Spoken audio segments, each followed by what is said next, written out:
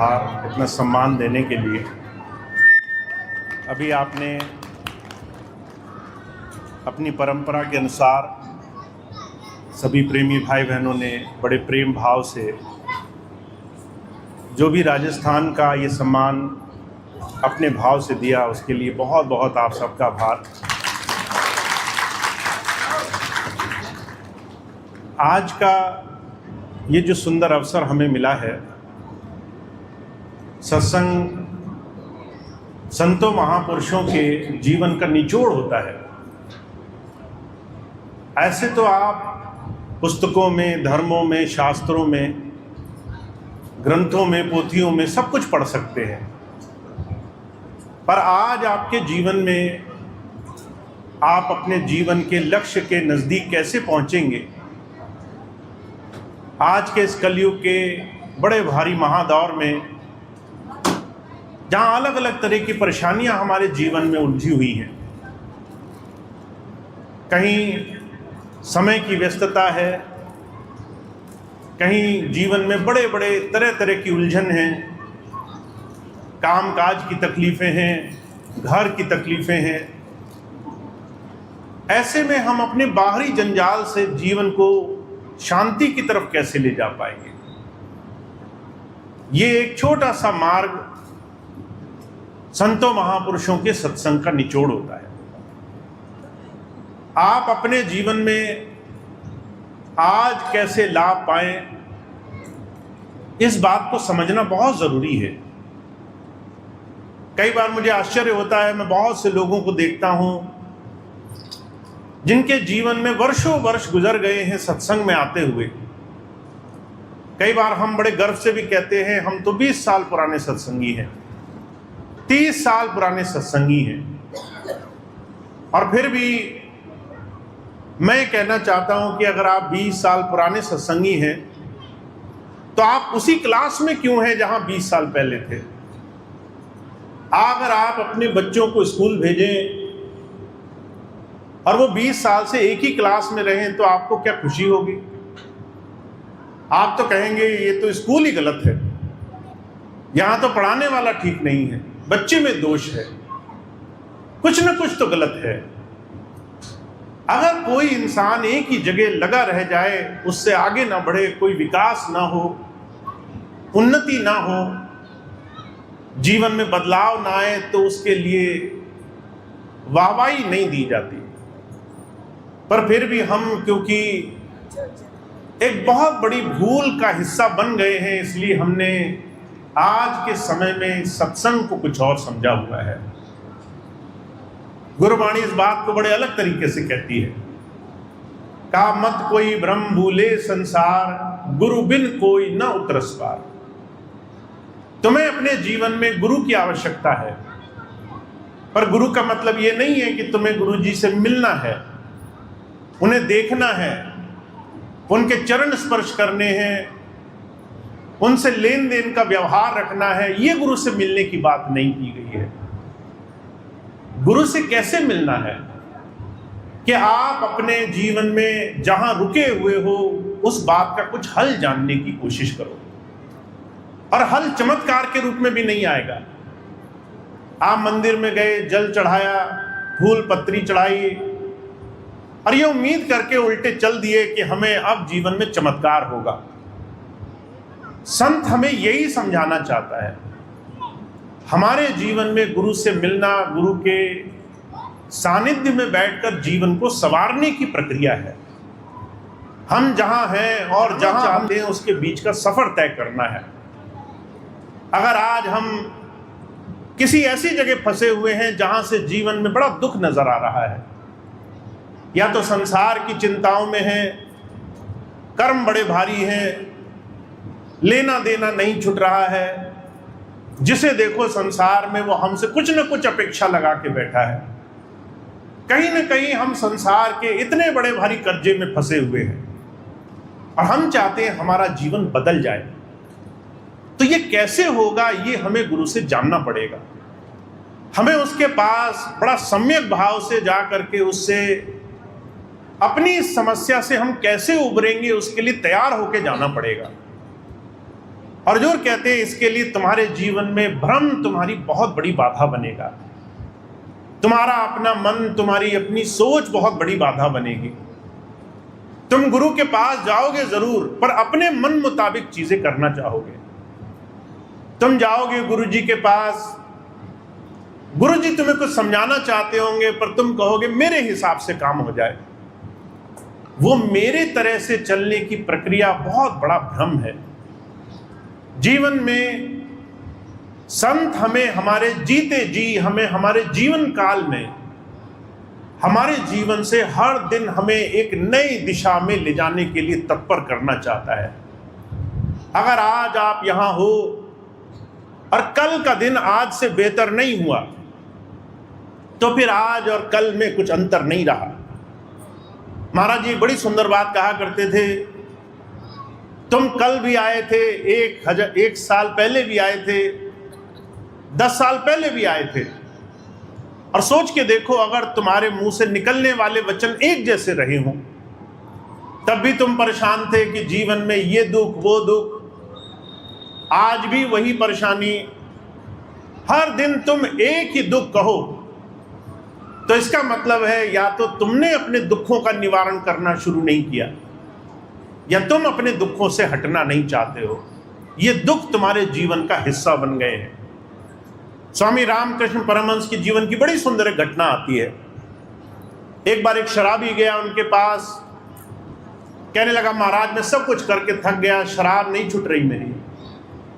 स्वामी रामकृष्ण परमहंस कहने लगे ये मैं नहीं करा सकता, मेरा काम नहीं है। अब वो आया था, बड़ा सुन करके मिन्नत करने लगा, प्रार्थना करने लगा कि सिर्फ आप ही छुड़ा सकते हो मेरी शराब। जब ये बात कही कि आप ही छुड़ा सकते हो मेरी शराब, तो गुरुजी कहने लगे अच्छा इतना विश्वास है तो कल सुबह आ जाना। सुबह सुबह भोर में बुला लिया। शराबी के मन में हट लगा था, सुबह सुबह चला गया। जब गुरुजी की कुटिया के पास पहुंचा तो कुटिया बंद थी। खिड़की से झांक कर देखा तो गुरुजी एक खंबे को पकड़कर खड़े थे और कह रहे थे कि मैं तेरे पास आना तो चाहता हूं, दरवाजा खोल ले, ये खंबा नहीं छोड़ रहा मुझे। जोर जोर से चिल्ला रहे थे कि छोड़ दे, मुझे बाहर जाना है।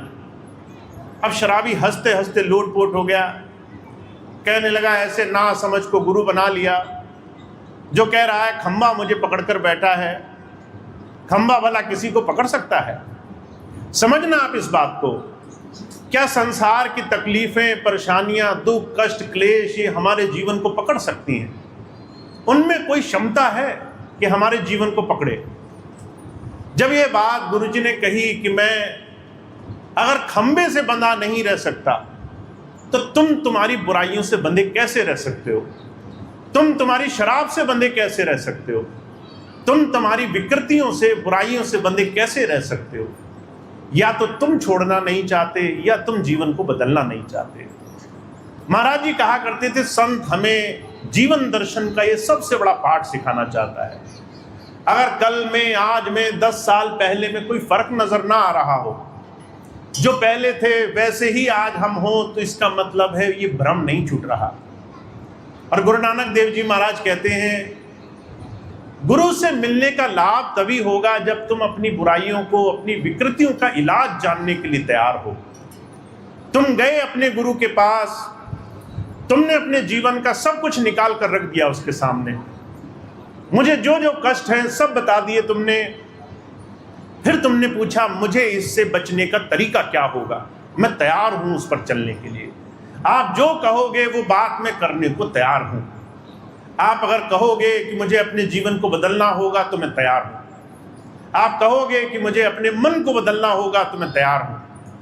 आप अगर कहोगे कि मुझे अपने जीवन को बेहतर बनाना होगा तो मैं उसके लिए जो कहोगे वो करने को तैयार हूं। जब जब संत आते हैं वो हमें एक बात समझाना चाहते हैं।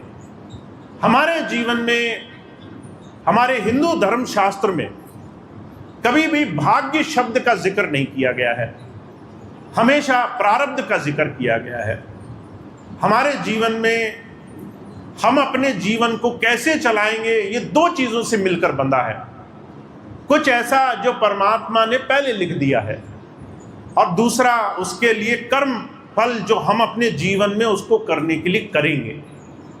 अगर आपको पता है कि मुझे शराब पीने की आदत है और आप भाग्य पे टाल दें, मैं क्या कर सकता हूं, मेरा तो भाग्य ऐसा है, शराब पीने की लत लग गई, मैं तो बड़ा अच्छा आदमी था पर शराब पीने लग गया, मेरा भाग्य खराब है, अब मैं कुछ नहीं कर सकता, तो शराब तो चलती रहेगी।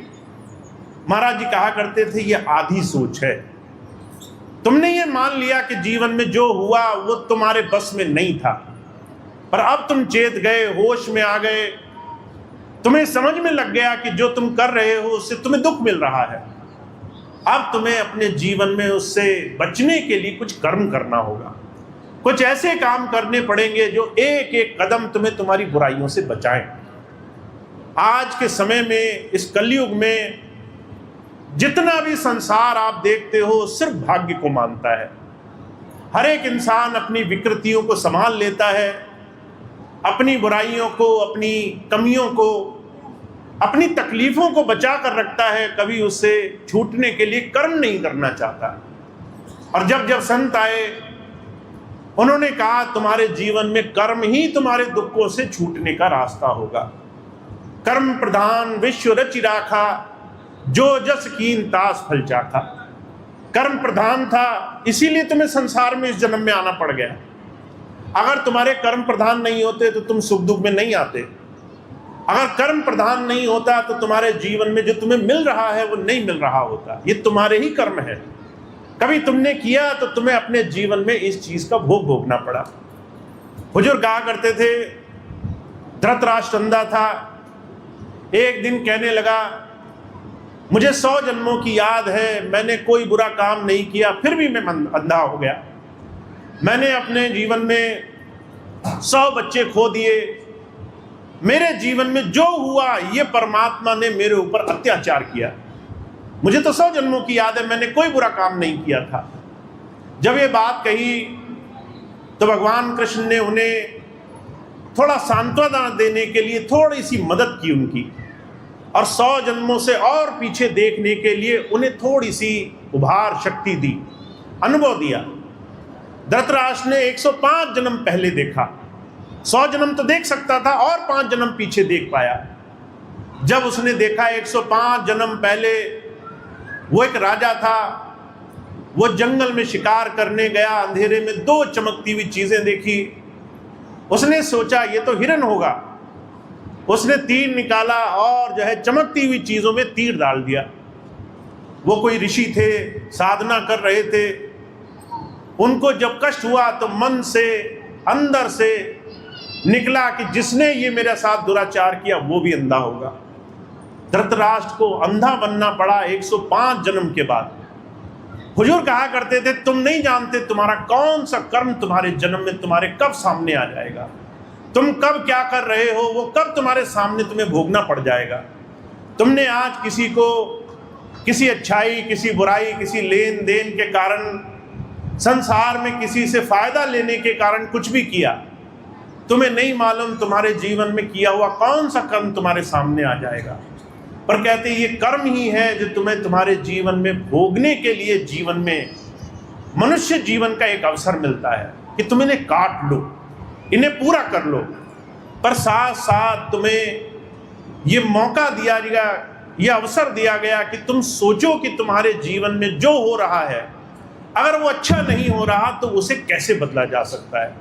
अगर तुम दुख में हो, परेशानी में हो, तकलीफ में हो, अगर बाहर के संसार के बंधनों में हो तो तुम्हें इस बंधन से छूटने के लिए क्या करना पड़ेगा। हुजूर कहा करते थे इस रास्ते को, इस मार्ग को हमारे जीवन में चेतना से, इस साधना के पथ पर चलाने को संत हमारे जीवन में आते हैं।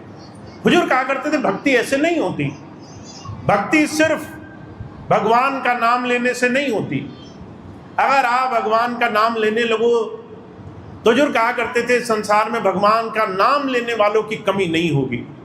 आप तरह तरह से चारों तरफ देखो, लोग तरह तरह से भगवान का नाम ले रहे हैं, कभी राम कह रहे हैं, कभी श्याम कह रहे हैं, कभी शिव कह रहे हैं, कभी किसी और देवी देवता का नाम बोल रहे हैं। कई लोग तो ऐसे हैं जो नाम का ही रटन करते हैं और एक ऐसी अवस्था आ जाती है कि उनकी शरीर की स्थिति से अलग उनके नाम के जाप चलता रहता है। अभी पिछले दिनों मैं एक ऐसे भाई से मिला जिन्होंने माला फेरने का नियम बनाया। माला फेरना जानते हैं ना आप? हाथ में माला ली, एक एक मलके के साथ नाम पढ़ना शुरू किया। अभ्यास इतना पक्का हो गया कि अगर वो आपके सामने बैठे तो भी मुंह से होठ बुदबुदाते रहते थे, अंदर नाम चलता रहता था। पर उसके बाद भी, नाम चलने के बाद भी मन की गति नाम से, सिर्फ ज़बानी शब्दों से काबू नहीं आती। मन से हर एक वो काम होता है जो संसार में आपके मनोयोग विकृति विकार से आपको जोड़ता है। अगर मन में किसी की बुराई करने का भाव आ गया, सामने वाले को गाली देने का भाव बन गया, सामने वाले की बुराई देखने का भाव बन गया, तो जबान से रटा हुआ नाम भी काम नहीं आएगा।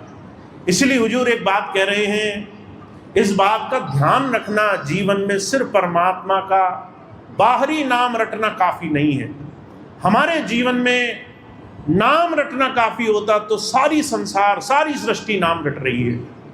नाम रटने से काम नहीं चलता। संत तुम्हें जीते जी तुम्हारे जीवन में इस नाम से जोड़ने के लिए आता है।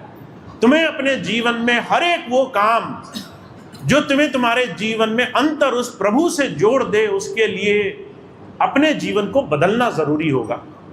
आप महापुरुषों के, भक्तों के जीवन को देखो।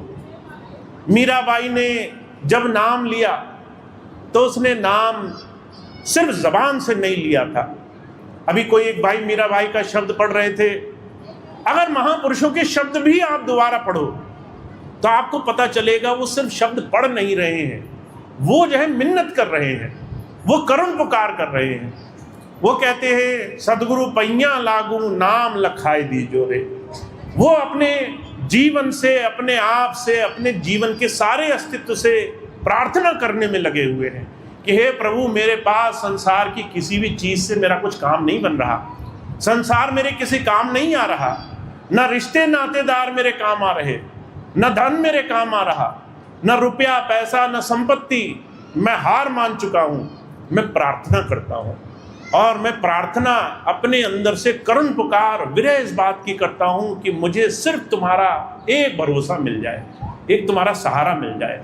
अब आप किसी भी महापुरुष की वाणी उठाकर देखो, सुल्तान बाहू हुए, शेख फरीद हुए, हुजूर कहा करते थे, अनगिनत महापुरुषों की वाणियों में उन्होंने सिर्फ प्रार्थना ही करी है, उन्होंने अंदर से सिर्फ पुकार ही करी है।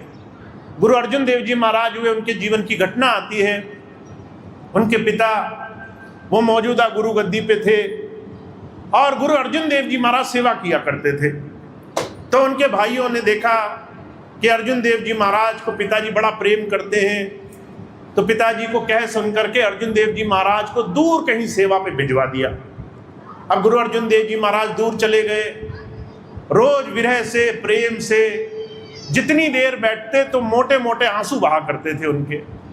एक बार एक संदेशा लेकर व्यक्ति आया और आकर कहने लगा कि मैं गुरु साहब के पास जा रहा हूँ, तुम्हारा क्या संदेशा भेजूं।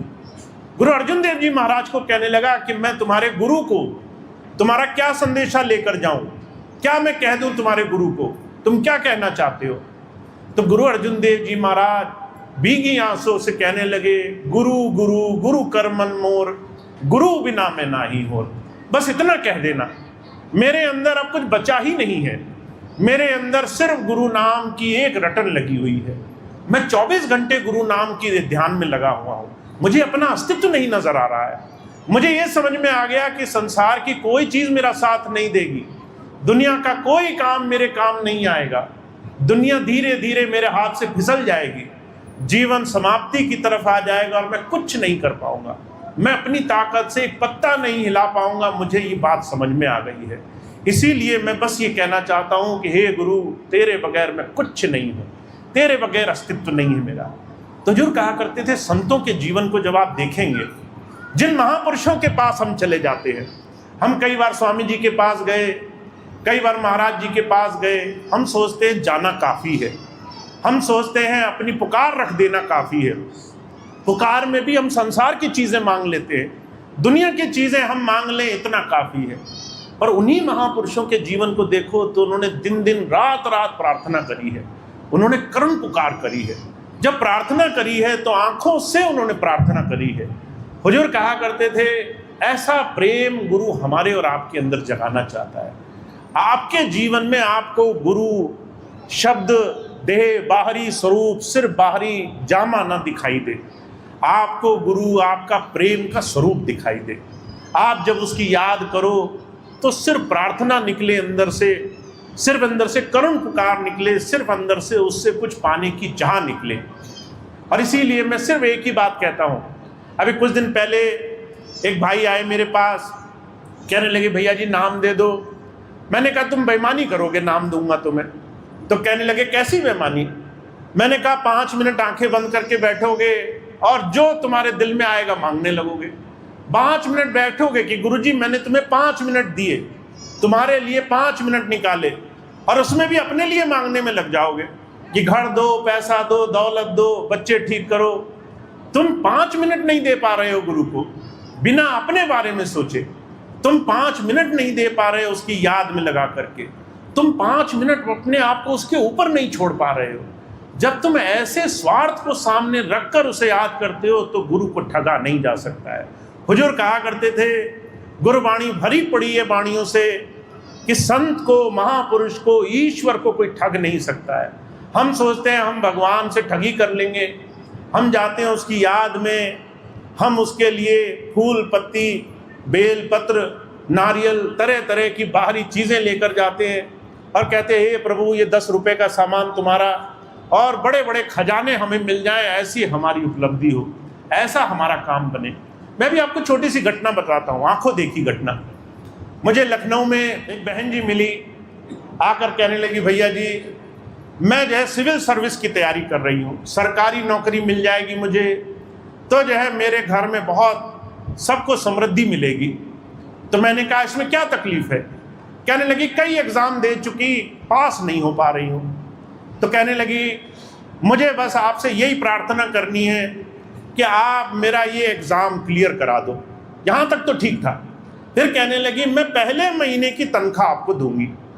मैंने कहा तुमको अगर मैं ही पूरी नौकरी में लगवा सकता हूँ, सोच के देखो, मेरे ही करने से तुम्हें नौकरी मिलेगी, नौकरी के बाद तुम 60 साल तनख्वाह कमाओगी, तो मैं 1 महीने की तनख्वाह में खुश क्यों हो जाऊँगा? मुझे 1 महीने की तनख्वाह में कैसे काम चलेगा? तो वो सोचने लगी कि कहाँ गलती हुई। मैंने कहा पैसे से गुरु को नहीं तोला जाता, पैसे से तुम गुरु जी को कुछ नहीं दे सकते। तुम उससे जो मांग रहे हो उसकी तुलना में तुम क्या दे सकोगे? तुम जब संसार की चीज़ों से तुलना करते हो तो तुम्हें भ्रम हो जाता है कि मैंने भक्ति नहीं करी, मैंने सौदा किया, लिया दिया, मैंने ये दिया तो उसके बदले में गुरु जी ने कुछ दिया मुझे।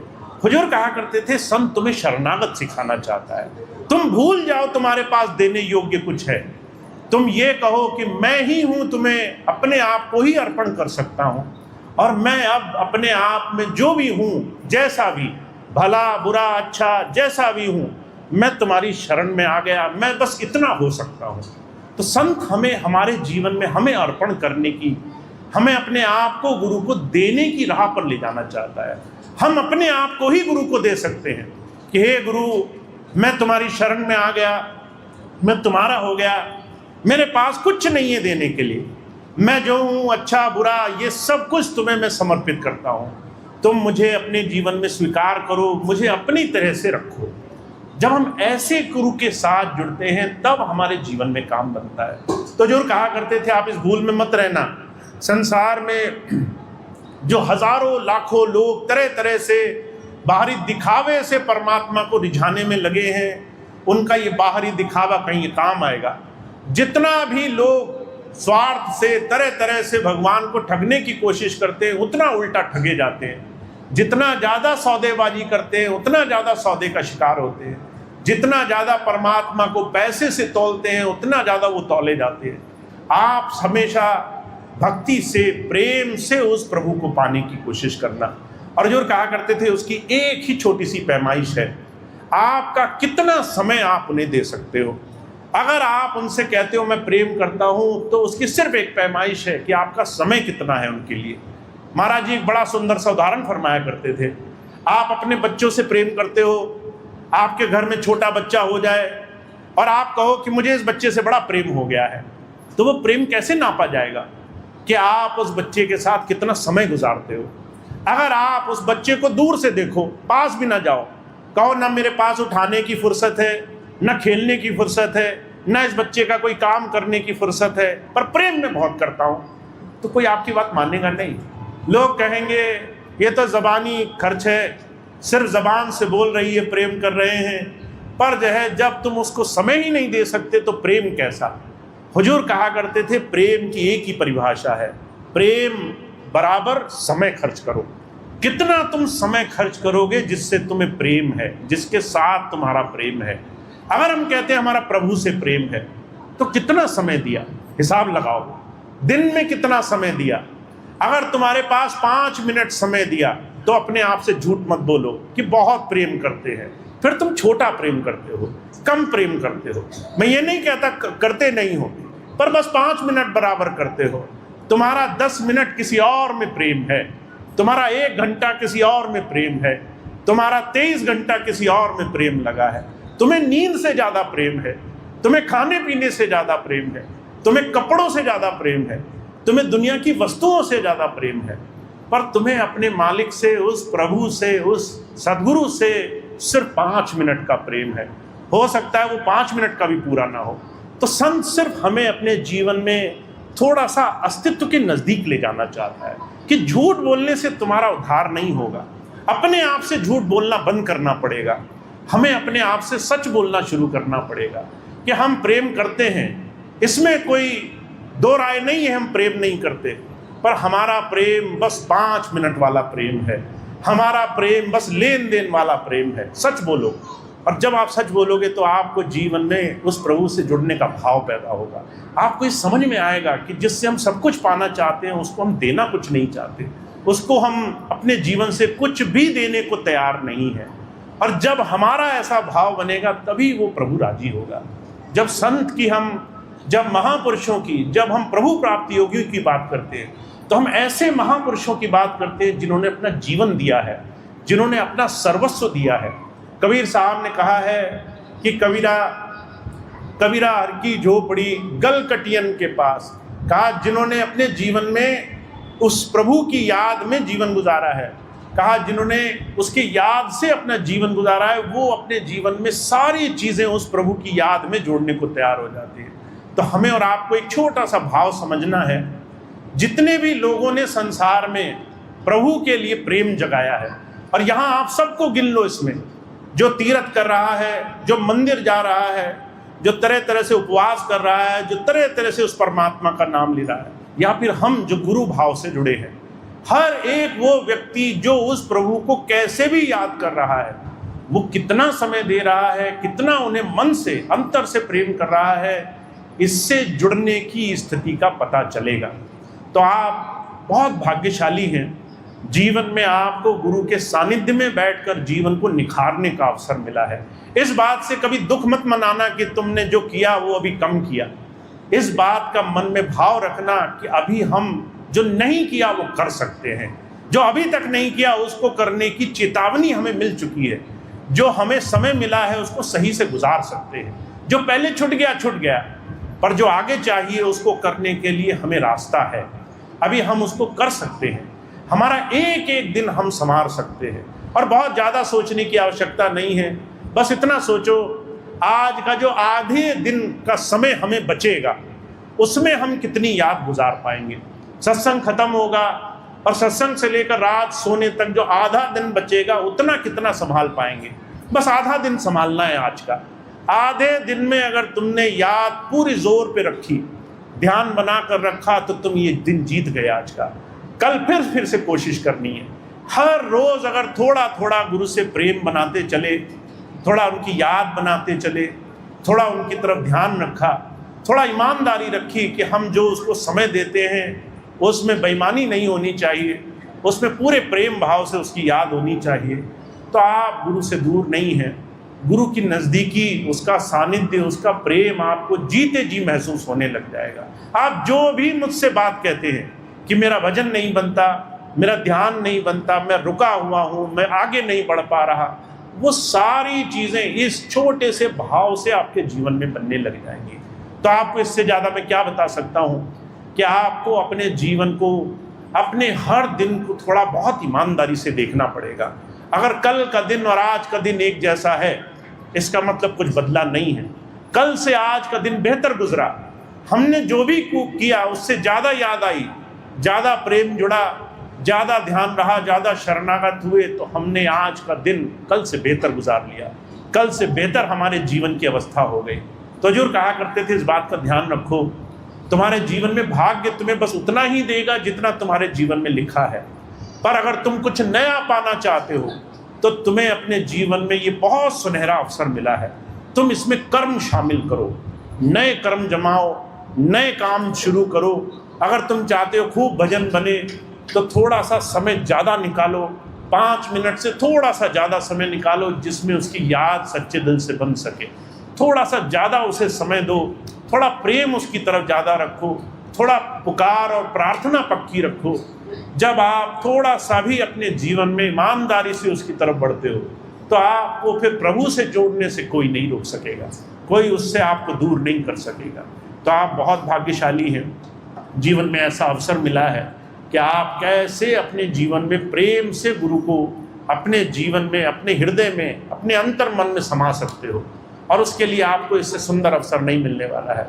अभी सत्संग से पहले भाई गोपाल जी एक बात कह रहे थे, वो बात कह के मैं अपनी बात समाप्त करूंगा कि हम सभी लोग अपने जीवन में जितना गुरु से प्रेम करेंगे उतना ज़्यादा गुरु जी हमें अपने जीवन में अपना समय देंगे।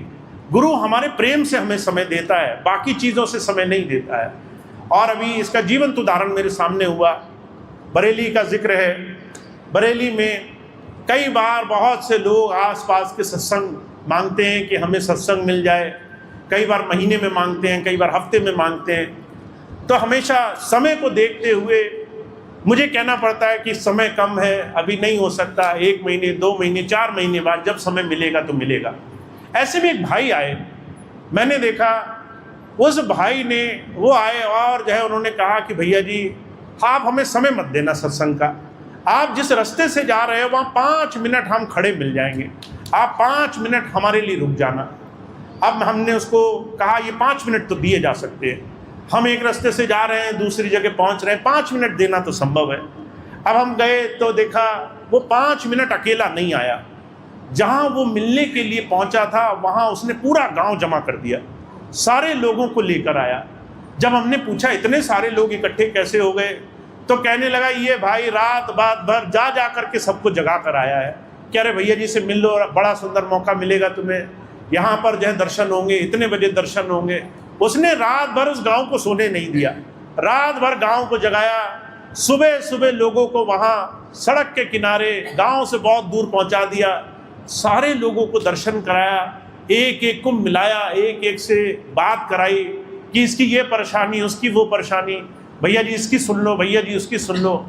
जब ऐसा कोई प्रेम करता है, जब ऐसा अपने प्रेमियों के लिए चिंता करता है, जब अपने भाइयों के लिए, अपनी बहनों के लिए ऐसा फिक्रमंद हो जाता है कि तुम मेरे गुरु भाई, तुम मेरी गुरु बहन, तुम्हारी ऐसी समस्या मैं तुम्हें मिलाता हूँ, मैं तुम्हें दर्शन कराता हूँ, जब कोई इतनी कोशिश करता है तो फिर उसके लिए सारे नियम, सारी परवाह, सारी शर्तें खत्म हो जाती है।